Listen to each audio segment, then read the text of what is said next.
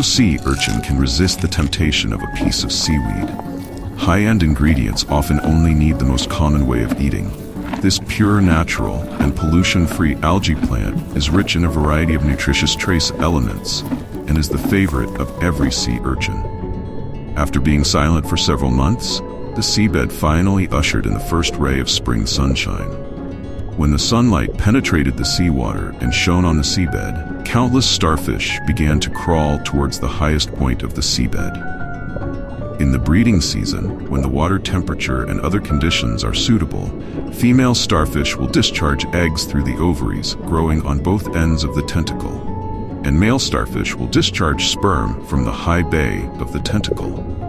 These sperm and eggs will meet and combine in the seawater to form fertilized eggs. It's not just the starfish that have noticed the change in the seawater. Sea cucumbers have also slowly emerged from the mud and sand. However, their appearance is not for reproduction.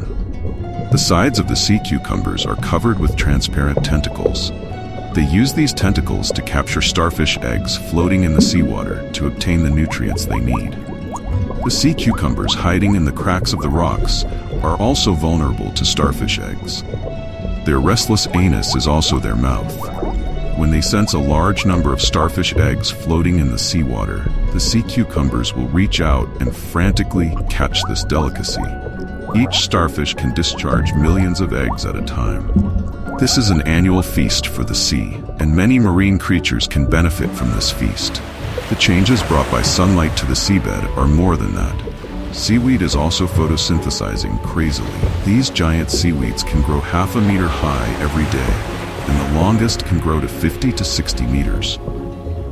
Under the action of sunlight, a huge seaweed forest is soon born on the seabed. The birth of the seaweed forest has formed a unique ecological environment, which is full of various creatures. Similarly, the competition here is also extremely fierce. On the Pacific coast of North America, huge seaweed forests stretch for hundreds of kilometers. This bird has a seaweed vegetable garden under the seaweed forest. It takes good care of its own land every day to provide a place for the small fish and shrimps it likes to eat. But it is not easy to manage such a large piece of land. There are always some uninvited guests who want to eat a free meal. This snail wants to force a meal, but it is ruthlessly thrown aside by the bird. Like most office workers, the bird is also a 9-to-5 worker. Whenever night falls, it has to go home to rest and avoid the inferiors. However, when the birds were unable to take care of the vegetable garden, sea urchins that came out at the beginning of the week were unscrupulously eating the seaweed garden that the birds had carefully tended. Due to the large number of them, the birds had to spend several times more effort to drive away these hooligans when they went to work the next day. Sea urchins are known as sea locusts and often appear in groups. They have great destructive power on seaweed forests. If they are not controlled, they can sweep across seaweed forests that stretch for hundreds of kilometers with the force of thunder. These bristly robbers and blood eagles cannot eat them, but to another creature, they are a rare delicacy. Sheepshead croaker. Every sea urchin is a can of meat full of surprises for croaker. Their teeth are hard and sharp, and they can easily open the thorny shell of the sea urchin. They can eat the smaller sea urchins attached to the roots of seaweed in one bite. If they want to eat the bigger and fuller black sea urchins, they need to master certain skills, which is a big challenge for the smaller croaker. But they are not worried, because the bigger sheepshead croaker will help them solve these troubles. They just need to turn the belly of the sea urchin over and then bite open its fragile shell. Opening a can of sea urchin can attract dozens of fish to scramble for it. Sheepshead croaker plays a vital role in the balance of marine ecology. In the waters where sea urchins live, they effectively control the proliferation of sea urchins. However, in some unprotected areas, sea urchins are spreading like a plague.